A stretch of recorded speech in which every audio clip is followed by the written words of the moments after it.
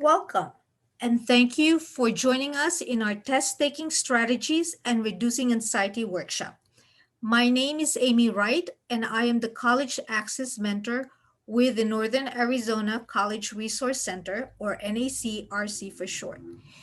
If you are not familiar with NACRC, we are a free resource to students as well as parents with regards to providing assistance in career search and career advising. We help students in navigating the financial aid process, which includes completion of the FAFSA. We also provide assistance in finding and applying to colleges, finding and applying for scholarships. We also offer ACT and SAT test prep, as well as we help students transition into college life.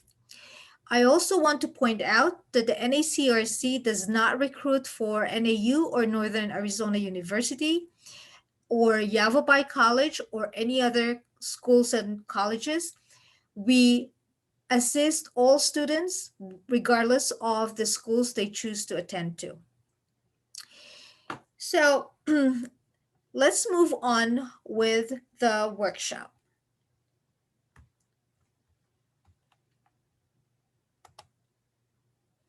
So this workshop is about tips and strategies with regards to taking a test. Um, most of the tips and the strategies that I will be sharing with you applies or is applicable to any kind of test, but I will also be sharing specific ACT and SAT test strategies. So if you're taking a standardized test soon, whether it's the ACT, ASPIRE, PSAT, ACT, or SAT, or one of the other tests, there are a few tips that can help you prepare. So before the test, it is very important that you go to the testing center prior to the test date so that you will be familiar with directions and the location of the test center. Now, most of you will be taking your ACT in your school, so this will not apply to you. But if for some reason that you have to go to a testing center, it is important that you know where to go, the directions. I know we all can use our Waze, but it's still best to do a test drive to the center so that you will not get lost and be late for the test. Create a study schedule and come up with a goal score. What score do schools and scholarships require?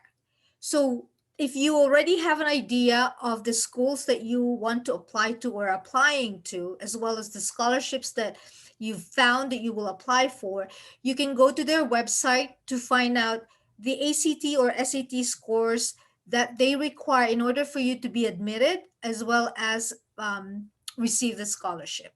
So when you create a study schedule, it is best to study at least a month or 2 months ahead or prior to the test date.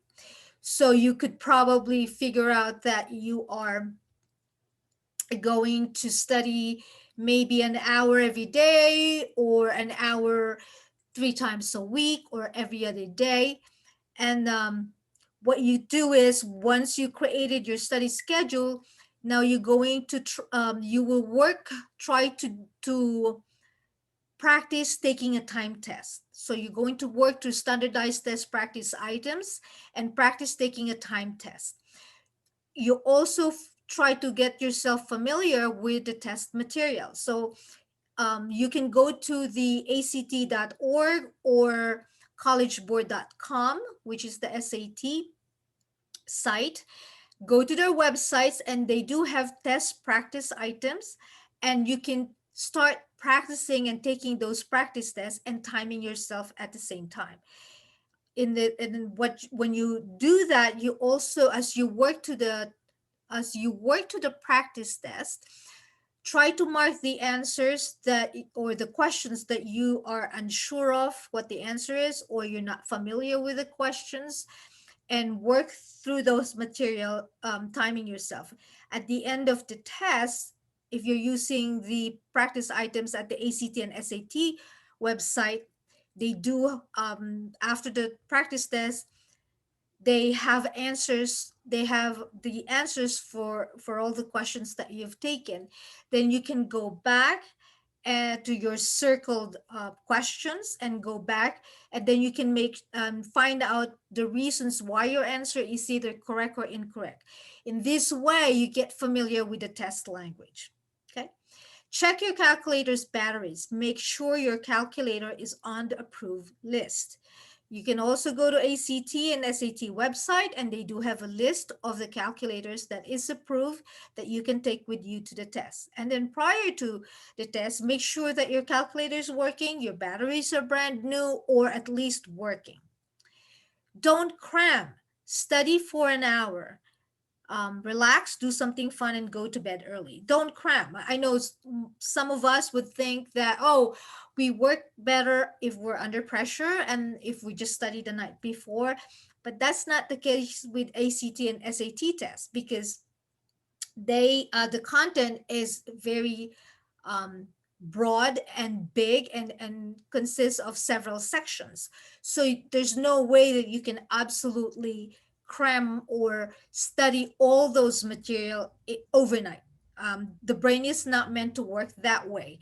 um, and then you will be pressured or stressed when you take the test. So what the best thing for you to do is create your study schedule, prepare a month or two ahead of time. Then the day before the test, study for an hour, and then relax, do some yoga, go for a run, exercise, or do something fun with your friends, go to a movie, and then best of all, go to bed early. So the day of the test. So what do? We try to bring some snacks and water. Why? Because the test is long. ACT is about 2 hours and 55 minutes without the essay, and it's 3 hours and 35 minutes with the essay. When it comes to ACT, it will be 3 hours without the essay if you didn't sign up for the essay, and 3 hours and 50 minutes with the essay. So that's a long time for you to take the test. And if you didn't get a chance to eat a big breakfast, you will get hungry and you will lose focus on the test. So try to bring snacks and water. Also, wear the right and comfortable clothes. No pajamas, no sweatpants, no sweats. Reason being is the fabric of your the material of your sweatpants or pajamas triggers the brain and signals and give you signals that it is time to sleep. So therefore, you will feel tired and drowsy, and you will not be able to concentrate on the test. So the best thing for you to do is to wear your favorite comfortable clothes. Actually, the best thing for you to do is if you wear the clothes that you wear, or wear the outfit that you use or you wear when you're doing your practice test. So I guess it's a good suggestion to, when you're doing your practice time test, wear the same clothes all the time, because that's what's going to happen is if you wear that on the test day, that will trigger muscle memory, and that will also help trigger um, the information that you have studied for. So during the test, these are the do's. This is what you need to do when you're taking the test.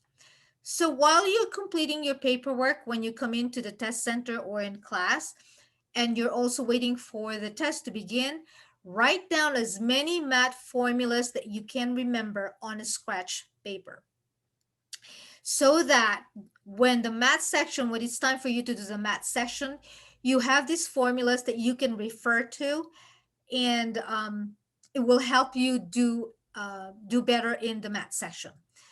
Listen to and read instructions carefully. You probably have heard this all the time from your teachers, that you have to read instructions carefully. The reason being is your answer may be correct, but if you did not follow the directions, then your answer won't count.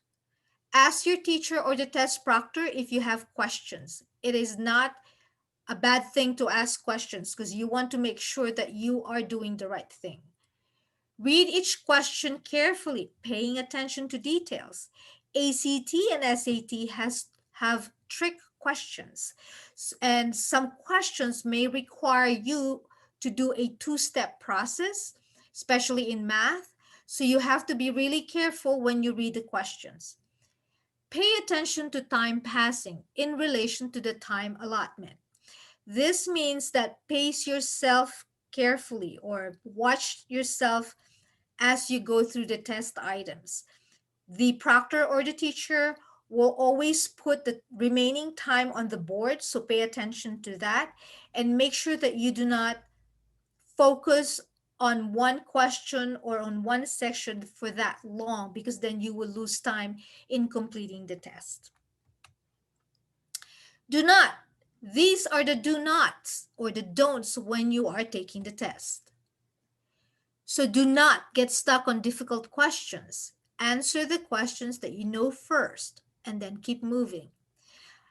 I'm a former teacher, and I used to always tell my students that if they don't know one question, they don't know the answer, or they're not sure, to go to the next question, because they can always go back, or you can always go back to that question once you've finished taking the test.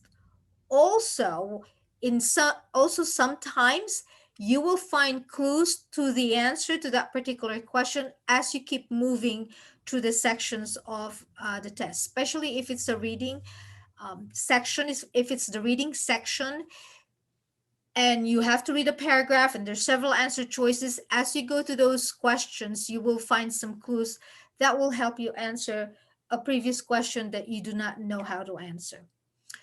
Second guess yourself by Do not second guess yourself by changing your first answer unless you are 100% certain. Trust your gut. Unless you are 100% certain that your answer is wrong, then change it. But other than that, stick to your first answer. Stick to your first instinct. Do not fall into the trap of looking for patterns in the answers, because there's none. Okay? Do not overlook any questions. Review your answers. So if you're done early with the test, go back, review your answers, because sometimes you may have overlooked any questions or misread a question and therefore did not put in your correct answer. Do not get distracted by other testers in the room. So if somebody is chewing gum next to you or making rustling noises with the paper or the pencil, tapping the pencil, I know it is very challenging and difficult and annoying at the same time, but if you focus your attention to that um, tester making that noise, that will take away the time that you need to spend on answering the test or completing the test. Also, don't quit. Keep working until the instructor tells you to stop. Persevere. Perseverance is a virtue. You can do this. Keep a positive mindset. You can do this, so keep working. So, strategies. How do we answer questions? So, the strategies that I'll be talking about or sharing with you are applicable to both ACT and SAT questions. But I will also be sharing specific ACT and SAT strategies. True or false questions. In true false questions, look for words like never, always, all, and every, because answers to these questions or answer to questions with these words are usually false. Multiple choice. So when you have multiple choice answer, cross out the answers that you know are incorrect. So this is what we call process of elimination. So if there are answers that are glaringly incorrect to you, mark them out, because that limits you with the choices now that you have to make. Read all the answer choices before choosing an answer. Very important, because ACT and SAT, other than giving you trick questions, can also give you somewhat similar, relatively similar, or mostly similar answers, very similar answers.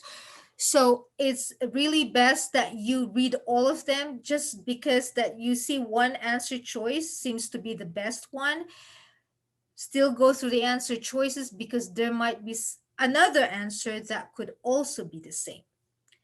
True false question. Statistically, 0% of true false answers are C.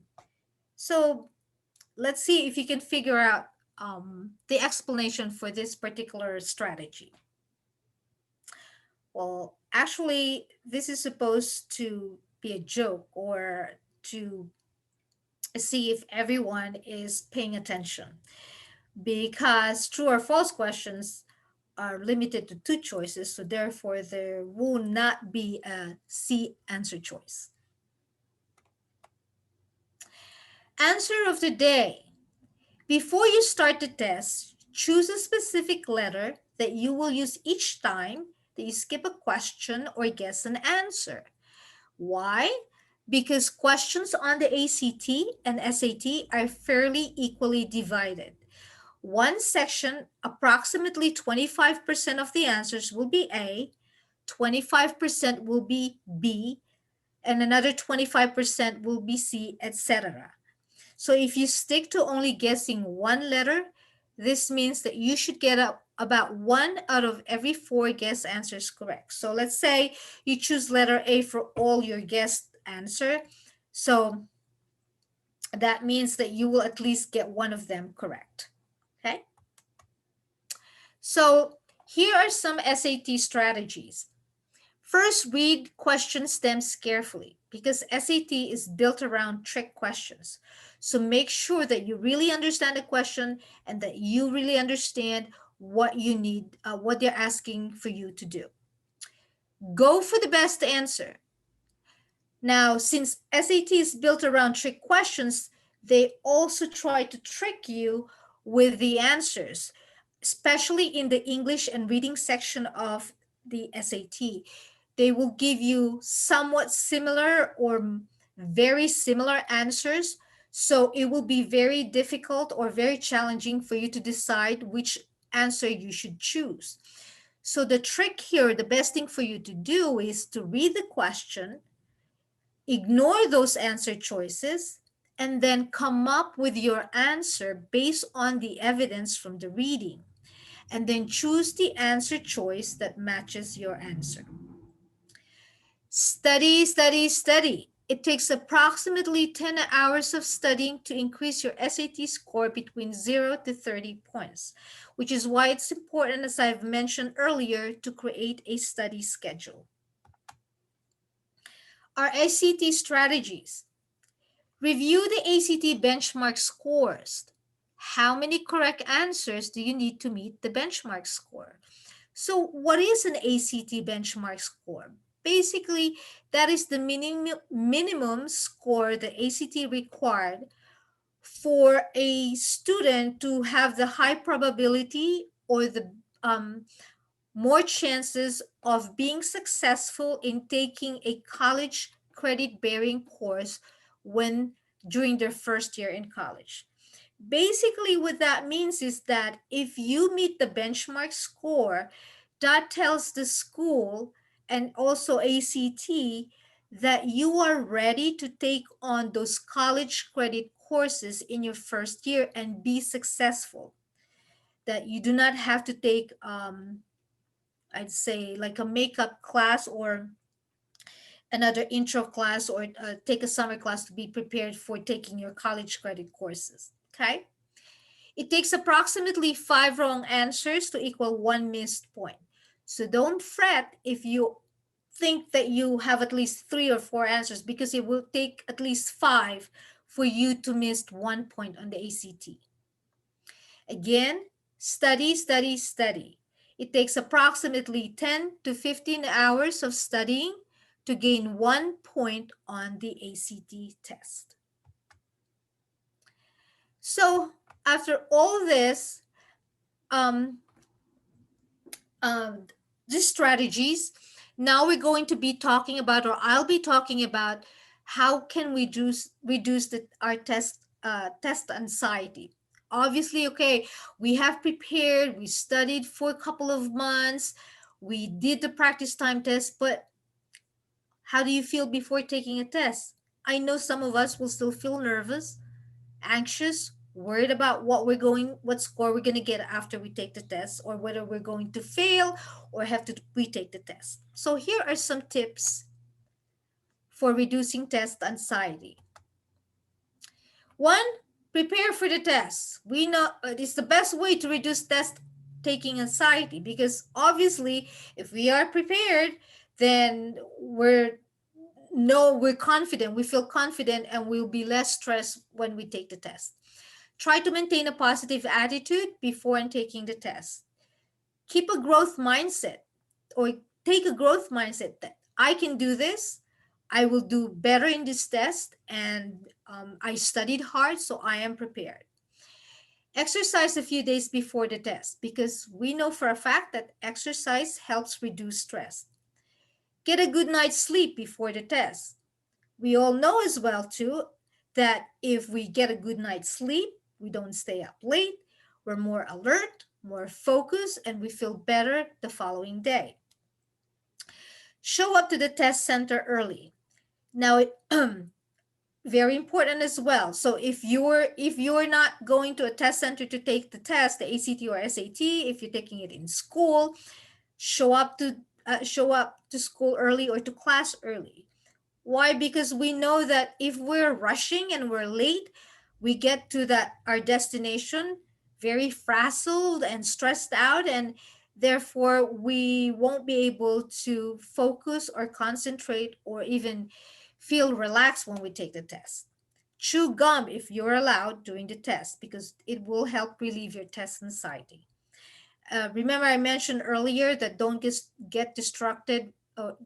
Do not get distracted by the person chewing gum next to you, and that's why it is, because chewing gum is known to help relieve test anxiety. Have a mint can help you focus and keep your brain awake. So if you don't want to chew gum, have a mint instead. Take deep breaths, because if you do that, you will feel less anxious. Because ultimately, what is our goal? Our goal is to be calm and ready to take the test, because if we are calm and ready and prepared, we will be successful. So here are then some practice items that we're going to work through. These practice items have been taken from the ACT and SAT test practice in their website. So let's start with math, okay? So here it says Thomas bought a new book on sale. It regularly costs $17.95, but it was on sale for 20% off. How much did the book cost Thomas? So here we have five choices. So the best thing for us or for you to do here is to do the process of elimination. So we now know that the book is $17.95, but went on sale for 20% off. So we know that the cost or the price will be less than $17.95. So therefore, letters D and E are incorrect. So we can mark those up, because that's close to the price of the book. So that's not on sale. Then the question says, how much did the book cost Thomas? Remember about reading the question carefully? So this question is asking you, what is the total price of the book after the 20% discount was taken off? So now this particular question now requires you to do two steps. First, you try to figure out, well, how much is 20% of $17.95? So 20% off of $17.95 is $3.59, which is letter A. So therefore, we can also cross out letter A, because that will not be the correct answer. So now that we know that 20% off of $17.95 is $3.59, we now subtract $3.59 from $17.95, which gives us $14.36. And that would be letter B as your correct answer. Now we go to science. I really tried to find a shorter science practice test, but most of them are really long. So this is the shortest one that I have found. So this one says the peony seeds were placed in dry containers. Some of the containers were stored at 5 degrees centigrade for either 4, 6, 8, or 10 weeks. The peony seeds were divided evenly so that there were 20 sets of 25 seeds. 20 petri dishes were then prepared. Each contained damp paper. Each set of seeds was placed in a separate petri dish. Each petri dish was maintained at one of four temperatures for 30 days. The temperature and time periods were defined as the germination temperature and the germination period respectively. Table 1 shows the number of seeds that germinated in each dish. Now, I want to let you know that when it comes to the science test questions, there's not a lot of computations or questions that will need a calculator. Basically, the science test questions is testing your ability um, to think analytically and quantitatively and qualitatively. So it requires more of an analysis, basically, of the problem and the questions and the answers.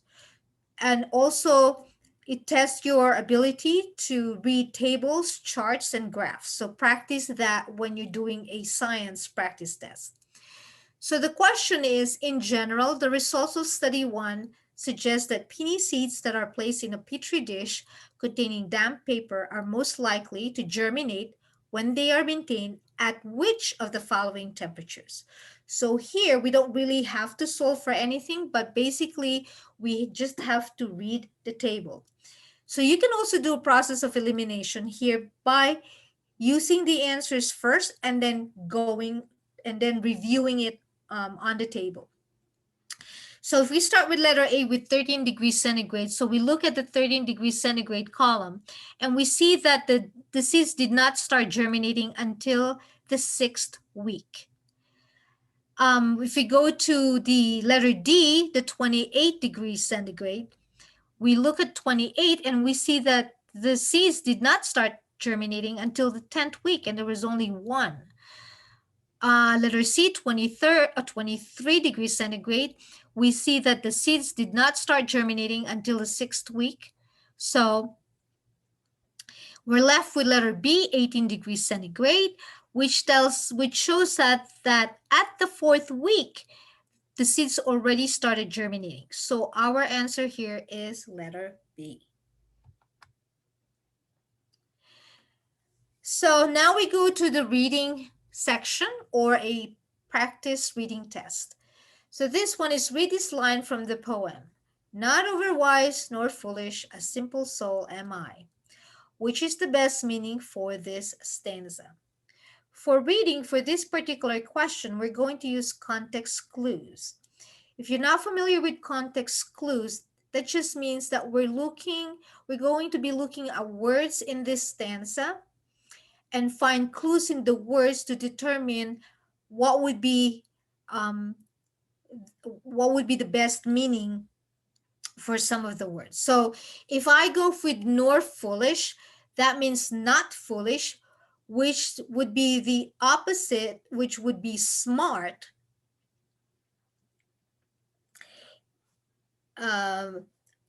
And it did say here that A is I am an intelligent person, but it says a simple soul am I. So I'm going to just work on those words, simple soul.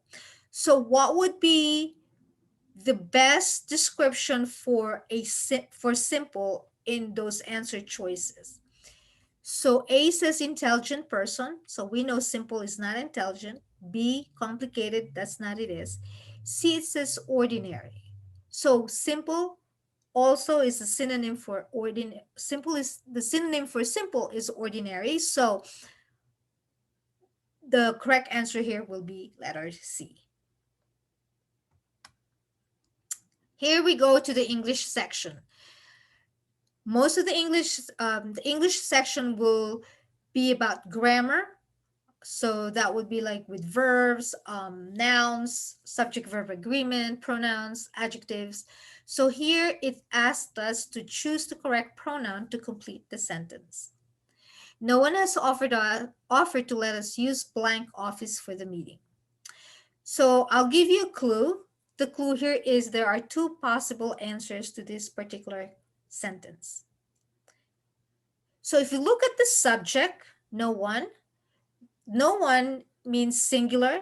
So now we have to then look for a singular pronoun on our answer choices. So we know that letters B and D can't be because they're not singular pronouns. So your answer can either be letter A, her, or letter C, his. This is one of those that you can, it's an ambiguous pronoun depending on the subject that they're using in the sentence. Okay. So that's the end of our practice items or practice tests and the end of the workshop. If you have any questions, comments, or concerns, or you would like to know more about the test prep for ACT and SAT, you can contact us at these addresses. We have two locations, one in Flagstaff and one in Prescott Valley. I am located in the Prescott Valley campus inside the NAU campus, which is next to the Prescott Valley Library. You can also follow us on social media. We post a new scholarship every week. We can follow we you follow us on Facebook, on Instagram, on Twitter, and on TikTok. Oh, and another point too that I failed to mention earlier, we are a free resource and our services are free except for our ACT and SAT test prep. We do charge a fee for that. Um, we also offer individualized ACT and SAT test prep. However, we also provide free practice resources. We have resources for ACT and SAT practice test. So thank you again for joining us with in our test taking strategies and reducing anxiety workshop. We hope to we hope to hear from you soon, and we look forward to working with you in getting to your goals post high school. Thank you.